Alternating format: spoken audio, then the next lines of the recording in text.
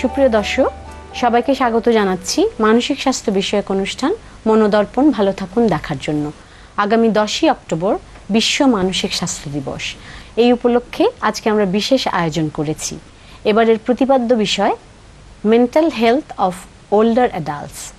দর্শক, আমরা জানি মানুষের জীবনের ধারাবাহিক পর্যায়গুলো হলো শৈশব, কৈশোর, যৌবন ও বার্ধক্য।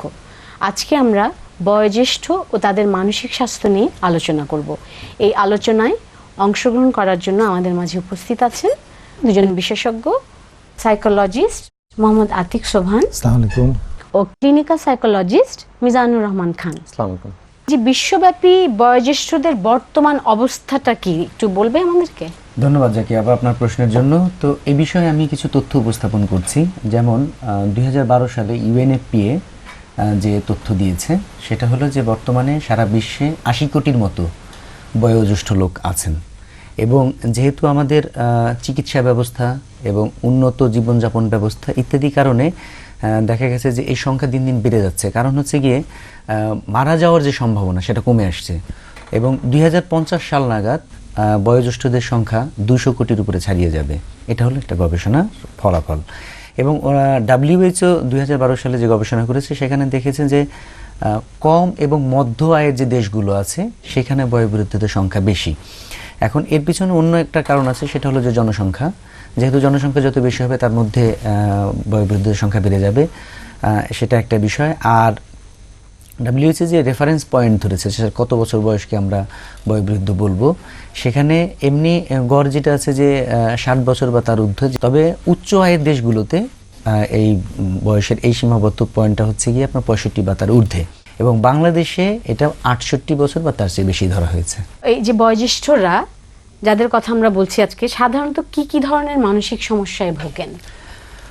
ধন্যবাদ।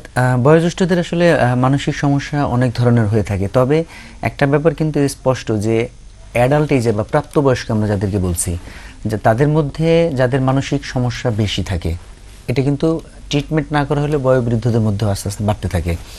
তো সেক্ষেত্রে বিভিন্ন ফর্মে এই মানসিক সমস্যাগুলো দেখা দেয়, এবং আমেরিকাতে 2001 সালে একটা গবেষণা করে দেখা গেছে যে 55 বছর বয়সী বা তাদের চেয়ে বেশি যারা আছেন তাদের মধ্যে শতকরা 20 জন যারা বিভিন্ন ধরনের মানসিক সমস্যায় ভুগে থাকেন। তো এক্ষেত্রে আবার একটু সন্দেহ আছে এই কারণে যে যেহেতু সব বয়োবৃদ্ধরাই চিকিৎসার জন্য যায় না, অথবা তাদের সমস্যাগুলোকে চিহ্নিত করা যায় না, তো গবেষকরা ধারণা করে থাকেন যে শতকরা 60% লোক 60% বয়স্ক তাদের মানসিক সমস্যা আছে। মানসিক সমস্যাগুলোকে যদি আমরা আসলে প্রপারলি ডায়াগনোসিস করতে পারতাম তাহলে এই সংখ্যা আরও বেশি পাওয়া যেত। তো সেক্ষেত্রে বিভিন্ন ফর্মে যে মানসিক সমস্যাগুলো দেখা দেয়, প্রথমত আমি একটু ফোকাস করতে চাই ইমোশনাল বা আবেগীয় যে অবস্থাগুলো হয়। কারণ যখন ওনারা বয়সজ্যেষ্ঠ হয়ে যান তখন যেমন কারো কারো রিটায়ারমেন্টের সময় চলে আসে, ইভেন বয়স বাড়ার কারণে শারীরিক দুর্বলতা, আত্মীয় স্বজনের সাথে এক ধরনের দূরত্ব ইত্যাদি কারণে তাদের মধ্যে অনেক ধরনের কষ্টকর অবস্থা তৈরি হয়। এবং এই কষ্টকর অবস্থার মধ্যে গিয়ে যেটা হয়, যেটাকে বলা হয় সাইকোলজিক্যাল টার্মে গ্রিফ, হ্যাঁ, যেটা হচ্ছে মানসিক রোগ হিসাবে যখন আমরা চিহ্নিত করছি তার আগের অবস্থা। এবং এই পর্যায়ে গিয়ে তাদের মধ্যে রাগের বহিঃপ্রকাশ খেয়াল করা যায়। তারপরে হচ্ছে গিয়ে আপনার ডিপ্রেশন বা বিষণ্ণতা দেখা দেয়। স্পেশালি ওই বয়সটা আসলে লস বা হারানো এই ইভেন্টের সাথে ওনারা বেশি পরিচিত থাকেন। তো এই জিনিসটা মেনে নিতে তাদের অনেক কষ্ট হয়। এছাড়া যে মানসিক সমস্যাগুলো যেটা রোগের পর্যায়ে পড়ে, সেখানে আমি কয়েকটা রোগের কথা বলতে চাই। একটা হচ্ছে অ্যাংজাইটি ডিসঅর্ডার বা দুশ্চিন্তার রোগ, উদ্বেগজনিত রোগ। তারপর হচ্ছে ডিপ্রেশন বা বিষণ্ণতা, যেটাকে ক্লিনিক্যাল ডিপ্রেশনও বলা যেতে পারে। তারপরে হচ্ছে যে কি বলে, অনেকের নেশা গ্রহণের এক ধরনের সমস্যা দেখা দেয়। তারপরে অনেক ধরনের শারীরিক সমস্যা দেখা দেয় বয়োবৃদ্ধদের, যে কারণে তাদের কিন্তু মানসিক সমস্যা দেখা দেয়। তো সেক্ষেত্রে আমি অ্যাংজাইটি বা দুশ্চিন্তা রোগের যেটা বললাম তার কিছু লক্ষণ আমি বলছি। সেটা হলো যে ওনারা প্রায় কিছু ভয় বা আতঙ্কের কথা বলেন, কিন্তু যখন এটা নিয়ে আসলে আলোচনা করতে যাওয়া হয় তখন ওনারা নির্দিষ্ট করে আসলে বলতে পারেন না। তবে বেশিরভাগের মধ্যে মৃত্যু ভয়ের এই বিষয়টা বেশি আসে। তারা ভাবছেন যে আমার তো বয়স হচ্ছে, আমি তো এরপর হোয়াট নেক্সট, আমি তো মৃত্যুর দিকে এগিয়ে যাচ্ছি। এবং মৃত্যুর জন্য ওনাদের এক ধরনের চিন্তা থাকে, কিন্তু আসলে ওইটাকেও মেনে নেওয়া অনেকখানি ডিফিকাল্ট হয়ে পড়ে। আর এছাড়া যেমন রাগ বা উত্তেজনা, যেটা আবেগীয় সমস্যার মধ্যে পড়ে, একটু আগে যেটা আমি বললাম। তারপরে অল্পতেই বিরক্ত হয়ে যান। এক্স্যাক্টলি। অল্পতেই বিরক্ত হয়ে যান, নিতে পারেন না, হ্যাঁ। এবং এর জন্য অনেক ধরনের সাইকোলজি কাজ করে। যেমন ধরেন, যেহেতু ওনারা আসলে যদি আমরা পুরুষদের কথা বলি, স্পেশালি যারা পুরুষ বয়োজ্যেষ্ঠ, ওনারা যেহেতু কর্মঠ ছিলেন, সংসারে হর্তাকর্তা ছিলেন, কিন্তু তখন যখন তাদেরকে কোনো সমস্যার বিষয় বলা হয়, ওই জিনিসটা তারা অ্যাকসেপ্ট করতে পারেন না, হ্যাঁ। এবং এই অন্যের এই অথরিটিটাকে ওনারা অ্যালাউ করেন না। এবং দুশ্চিন্তার আরও লক্ষণগুলোর মধ্যে যেমন শারীরিক কিছু লক্ষণ আমরা দেখতে পাই, যেটার জন্য ক্লান্তি বোধ করা, দ্রুত শ্বাস প্রশ্বাস আসা যাওয়া করা, বুক ধরফর করা, হ্যাঁ, ঘুমাতে গেলে ঘুম না পাওয়া, খেতে গেলে ক্ষুধার কি বলে ওই টানটা অনুভব না করা, অর্থাৎ অল্প খাচ্ছে যে কারণে শরীর আরও বেশি দুর্বল হয়ে যাচ্ছে। এই বিষয়গুলো হলো আপনার দুশ্চিন্তা রোগের মধ্যে পড়ে। তবে দুশ্চিন্তা রোগের আরও কিছু ক্যাটাগরি আছে, যেমন ধরেন আপনার ফোবিয়া বা ভয়, তারপরে অবসেসিভ কম্পালসিভ ডিসঅর্ডার, যেটা আমরা সবাই সচরাচরভাবে সূচিবায়ু হিসেবে জানি। তো অ্যাংজাইটির পাশাপাশি যে ডিপ্রেশন দেখা দেয়, ডিপ্রেশনের মধ্যে শারীরিক, মানসিক এবং চিন্তাগত অনেক ধরনের সমস্যা ওনারা ফেস করেন। চিন্তাগত যে বিষয়গুলো, সেটা হলো কোনো কিছুতে মনোযোগ দিতে না পারা, ভুলে যাওয়া, কোনো কিছুতে আগ্রহ না পাওয়া, কোনো কিছুতে উদ্যোগী হয়ে কাজ না করা। আর শারীরিক সমস্যাগুলোর মধ্যে যেটা অ্যাংজাইটির কিছু সিমটমের সাথে মিলে, যেমন ধরেন আপনার ঘুম না হওয়া, অথবা কারো কারো ক্ষেত্রে বেশি ঘুম পাওয়া, কেউ কেউ কম খাচ্ছে, আবার কেউ কেউ খুব বেশি খেয়ে ওজন বেড়ে যাচ্ছে, মানে বিষণ্ণতার যে লক্ষণগুলো এগুলো দেখা দিতে পারে। এবং যদি ডিপ্রেশন বা বিষণ্ণতার এই বিষয়টি যদি শুরুতেই আমরা অ্যাড্রেস করতে না পারি বা চিকিৎসার আওতায় আনতে না পারি, তাহলে সমস্যা যেটা দেখা দিতে পারে যে কারো কারো ক্ষেত্রে আত্মহত্যার চিন্তা বা আত্মহত্যা করার মতো ঘটনাও ঘটতে পারে। তো ডিপ্রেশনের বাইরে যে আগে আমি যে নামগুলো বললাম, তার মধ্যে যেমন বললাম যে অনেকের অ্যালকোহল বা নেশা আসক্তির ঘটনা ঘটতে পারে। অর্থাৎ তারা কি করে, তাদের মধ্যে যে দুঃখকর বা কষ্টকর যে বিষয়গুলো থাকে, এটার সাথে ভুলে থাকার জন্য বা কোপ করার জন্য তারা নেশায় জড়িয়ে পড়ে, হ্যাঁ। ইভেন বয়স বাড়ার সাথে সাথে যেমন কিছু রোগ, যেমন অনেকের যেমন হার্ট অ্যাটাক বা হার্ট ডিজিজ হয়, আর্থ্রাইটিস, তো এই অসুস্থতাগুলো কিন্তু তাদের মধ্যে এক ধরনের মানসিক নেতিবাচক অবস্থা তৈরি করে, যেটা ডিপ্রেশন হিসেবে আমরা দেখতে পাই। এই বয়সে সাধারণত যেসব মানসিক সমস্যা, যেমন ডিপ্রেশন, অ্যাংজাইটি, এছাড়াও এই যে তাদের মধ্যে যেটা অত্যন্ত কমন যে ডিমেনশিয়া, সো এগুলোকে কিভাবে আমরা ম্যানেজ করতে পারি? প্রথমত অ্যাড্রেস করা যেতে পারে cognitive behaviour therapy. Cognitive behaviour থেরাপির যে মূল পার্ট কগনিশন, সেখানে মূলত আসলে মানুষের চিন্তন প্রক্রিয়া এটা নিয়ে কাজ করা হয়। এবং এর মূল থিমটা হচ্ছে যে আমরা সেই আচরণটিই করি যেভাবে আমরা চিন্তা করি। তো এখানে প্রথমত অ্যাসেসমেন্ট বা বের করে নেওয়ার চেষ্টা করা হয় ওনার কাছ থেকে, বা যারা বয়োবৃদ্ধ, যে উনি কী ধরনের চিন্তা করে এই আচরণটি করছেন। এবং চিন্তার মধ্যে অনেক ধরনের বৈকল্য বা বিভেদ থাকে, হ্যাঁ, ডিসফাংশনাল যে থট আমরা বলি। তো সেখানেই প্রথমত এগুলোকে আইডেন্টিফাই করা, অর্থাৎ যে ছোট থেকে আমরা বড় হয়েছি, বড় থেকে আবার এবং প্রকৃতির স্বাভাবিক প্রক্রিয়াটা তাকে এক্সপ্লেইন করা বা ব্যাখ্যা করা, যেটাকে থেরাপিউটিক্যালি আমরা বলি সাইকো এডুকেশন। অর্থাৎ এই যে স্বাভাবিক যে প্রোগ্রেশন, জীবনের যে প্রক্রিয়া, সেই বিষয়টিকে তার সামনে তুলে ধরা। তো এখানে গিয়েও বিপত্তিটা আছে, সেটা হলো ওনারা অনেক ক্ষেত্রে এটা অ্যাকসেপ্ট করতে চান না। ওনারা বলেন যে আমরা তো সবই বুঝি। এখন যে জিনিসটা সেটা হলো যে বোঝা এবং মেনে চলা, এইখানে জানার সাথে আচরণ পরিবর্তনের যে সম্পর্ক, সেখানে এমফাসিস দেওয়া হয় কগনিটিভ বিহেভিয়ার থেরাপিতে।